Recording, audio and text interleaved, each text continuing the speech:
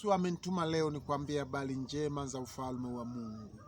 Ni huruma za Mungu kukupenda mpaka leo unaishi. Mungu ana uzoefu, anakujua kila mtu ulivyo unayenisikiliza. Tabia yako nyumbani mwako anaijua, unavyodanganya watu anajua. Njia zako zote kwa Mungu hazifichiki.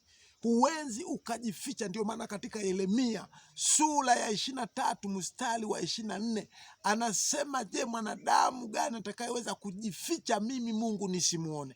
Kwa hiyo kwa hili neno linaloona pote, utafichama wapi kwa Mungu? Ndugu yangu, ujanja ni kukimbilia kwa Yesu na kuacha njia mbaya, ili mradi tuna neema hii. Tumepewa neema ya ajabu ya kwamba tukiamua wenyewe kabisa kumfuata Yesu anatuhurumia. Sasa huko duniani, ndugu zangu, bado mnasubiri nini? Umedanganya mara ngapi watu?